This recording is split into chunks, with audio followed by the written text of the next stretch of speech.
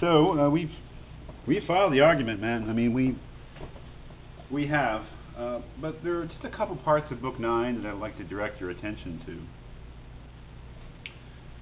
which are really good and also, I think, helpful in keeping in mind what's at stake here and thinking about it and thinking about the value of what Plato has said, and for yourself, coming to a decision about, this theory of human nature and the parts of the self and which part is most important.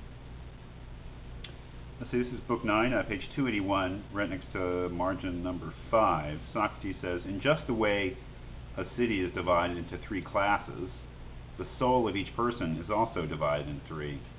That's something very familiar to us.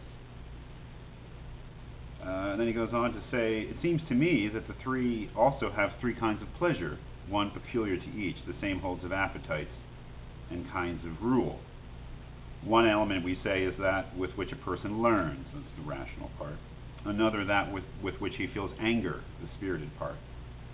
As for the third, because it is multiform, that is, because it comes in many shapes, we had no one special name for it, but named it after the biggest and strongest thing it has in it. Plato's theory of the self is, the desires are the largest part of us. The reason is a very small part, but worthy and noble. And so, for Socrates, the trick in putting yourself in order, you might say, is getting that small, flickering light of nobility to be strong enough to rule over this big part of ourselves, this unruly part of ourselves, the desires. So then if we skip ahead from page, where the heck was I? From 281 to 292, also in Book 9, he kind of fleshes this out, this image of the person. Right next to letter B, up towards the top, Socrates says, all right then, since we have reached this point in the argument, let's return to the first things we mentioned that led us here. I think someone said that doing injustice profits a completely unjust person who is believed to be just. Wasn't that the claim? That's basically Thrasymachus' claim, going back to the beginning. Let's discuss it with its proponent then, since we have now agreed on the respective effects of doing unjust and doing just things. How? By fashioning an image of the soul in words, so that the one who said that will know what he is saying. So what is this image of the soul, of the individual human person in words? What sort of image? One of those creatures that ancient legends say used to exist, the chimera, Scylla, Cerberus, and the numerous other cases where many different kinds are said to have grown together into one. Socrates is describing, what is a human person? It's many kinds of things. It's like a kind of a monster, really, a hybrid more like, grown together into one. It says, well then, fashion a single species of complex, many-headed beast with a ring of tame and savage animal heads that it can grow and change at will. That would be the desires. This multi-headed beast that's always changing and growing, and some of these desires are savage and others are tame. Socrates continues, now fashion another single species of lion and one of human being, but make the first much the largest and the second in size. Now join the 3 in one so that they somehow grow together naturally. So the thing is that within each human being there's the multi-headed beast, which is by far the largest, full of crazy desires and some tamer desires. And then next in size there's the lion, which is the will or the spirited part. And then smallest of all within each human being is another human being. Then fashion around, this is the top of page 293, then fashion around the outside of the image of one of them, that of the human being, so that anyone who cannot see what is inside, but sees only the outer shell, it will look like a single creature, a human being.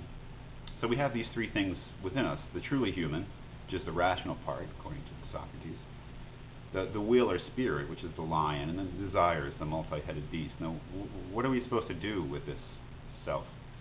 Socrates continues, when someone claims then that it profits this human being to do injustice, but that doing what is just brings no advantage, let's tell him that he is saying nothing other than that it profits him to feed well and strengthen the multifarious beast, as well as the lion and everything that pertains to the lion, to starve and weaken the human being. So to be unjust is to starve and weaken that which is most truly human about us, so that he is dragged along wherever either of the other two leads, and not to accustom the two to one another and make them friends, but leave them to bite and fight and devour one another.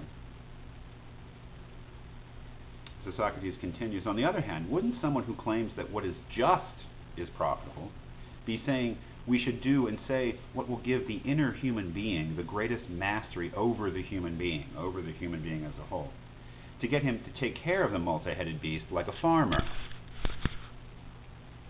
feeding and domesticating the gentle heads and preventing the savage ones from growing, to make the lion's nature, the spirit, his ally, and to care for all in common, bringing them up in such a way that they will be friends with each other and with himself. So the final, thing to say about this, that there's a claim here that our true humanity, the human being within all of us, is our reason. And that a successful life is the successful arrangement of the different aspects of our humanity.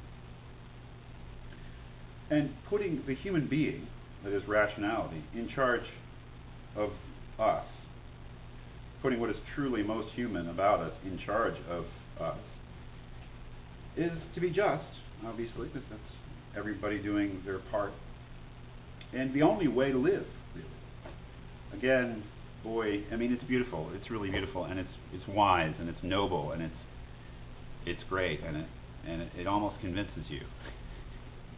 Maybe it does convince you. I don't know. On Mondays, I'm a Platonist. On Tuesdays, I'm a Thrasymachon.